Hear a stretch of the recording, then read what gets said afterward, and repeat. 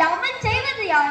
60 ஆண்டு முறையே தமிழாண்டு முறை என அறமுடை தமிழருக்கு அறமின்றி சொன்னவர் யார்? பதியறியா பழங்குடி பழந்தமிழ் குடியென பட்டினப்பாலை படம் பிடித்து காட்டவில்லையா? கல் தோன்றி மண் தோன்றா காலத்தே வாருடன் முன் தோன்றிய மூத்த குடி முதுதமிழ் குடியென புறப்பொருள் வெண்பாமாலை புறம் போட்டு காட்டவில்லையா? இளந்தமிழ் இலக்கியங்கள் இயம்பி நிற்க வல்லதமிழ் வரலாறு வாய்க்கிழிய வகுப்பெடுக்க 60 ஆண்டு சுழற்சி முறையில் இருந்தமிழரினம் இடறி வீழ்ந்ததப்படி? இளந்தமிழர் வரலாற்றை இனங்காணா வண்ணம் இலகுவாய் சுருக்கியவர் யார்? தமிழுக்கு தாய்மொழி தமிழேதான், தனி தமிழேதான். ஆயிரம் சொற்கள் ஆன்ற தமிழில் அணியணி வகுக்க 60 ஆண்டு பெயரில் 60 ஆண்டு பெயரும் அருந்தமிழ் மொழியில் இல்லாமல் போனதே. 12 திங்கள் பெயரும் பசுந்தமிழ் மொழியில் இல்லாமல் போனதே. 12 திங்களும் பழந்தமிழ் இல்லை, 60 ஆண்டு பெயரும் அருந்தமிழ் இல்லை. தொன்மொழியின் தொன்மை வழி தொன்றமிழ் இனத்திற்கு தொடராண்டு இல்லை. தொடராண்டை தொடங்கும் நோக்கம் தொடங்கிய பின் தொன்றமிழ் அறிஞர் வழி தொடரி போவது தொடர்ந்து வளராமலும் இல்லை.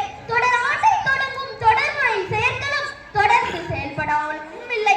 1921ஆம் ஆண்டு பச்சையப்பன் கல்லூரியில் தனித்தமிழ் தந்தை மறைமலையடிகள் தலைமையில் தமிழ் பேரறிஞர்கள் கூட்டம் நடத்தினர்.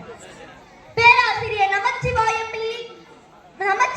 பிள்ளை, திருமுனி திருவி தமிழ் காவலர் சுப்பிரமணிய பிள்ளை, சைவப்பெரியார் சச்சிதானந்த பிள்ளை, நாவலர் வேங்கடசாமி, நாவலர் சோமசுந்தர பாரதியார் என அனைவரும் ஒன்று கூடி நின்றவர் முன் வான்புகழ் வள்ளுவன் வானலாக வளர்ந்து நிற்க திருவள்ளுவர் தொடராண்டை தொடங்குவோம் என அருந்தமிழ் அறிஞர் அனைவரும் முடிவெடுக்க இயேசுநாதர் பிறந்ததற்கு 31 ஆண்டுகளுக்கு முன் திருவள்ளுவர் பிறந்ததாக கொண்டு மாட்டுப் பொங்கல் திருநாளை முன்னிறுத்தி சுரவத் திங்கள் தொடங்கி சிலை திங்கள் முடியும் ஆண்டு முறையில் திருவள்ளுவரின் பெயரில் சுரவத் திங்களை முதல் நாளாக கொண்டு திருவள்ளுவர் தொடராண்டை தொடங்கினர்.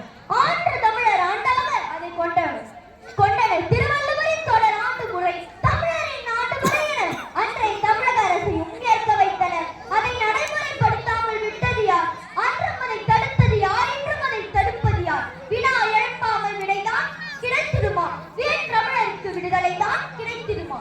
தமிழர் திருநாள் பொங்கல் திருநாள், தமிழர் திருநாளான பொங்கல் திருநாளை தமிழர் திருநாள் என தமிழரே அறியாத நாளும் உண்டு, கொண்டாடப்படாத காலமும் உண்டு.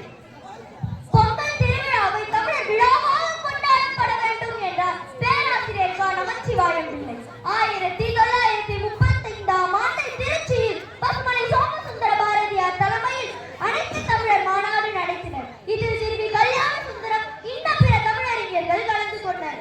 பொங்கல் ஒரு சமய சார்பற்ற விழா என்றார் மறைமலையடிகள். பெரியாரும் அதற்கு ஒப்புதல் தந்தார். பொங்கல் மலர்ந்தது. பொங்கல் விழா பொங்கு தமிழர் திருவிழா என்றானது. பொங்கு தமிழர் நாட்டில் பொங்கல் விழா கொண்டாடப்பட்டது. பொல்லா ஆங்கிலத்தில் இன்று ஹாப்பி பொங்கல் ஆனது. தமிழ் தாழ்ந்ததே, தமிழர் தாழ்ந்ததாளா? தமிழிடம் வீழ்ந்ததாளா? இனி வரும் நாளில் இந்நிலை மாறட்டும். இன்பத் தமிழ் இனிய தமிழா இனி ஏனும் வாழட்டும். பேரினத்தின் போர்க்குணம் பேரெழுச்சி கொள்ளட்டும். பொங்கலை கொண்டாடுவோம், பொங்கலை கொண்டாடுவோம். பொங்கு தமிழர் விழாவான பொங்கலை பொங்கு தமிழர் உணர்வோம்.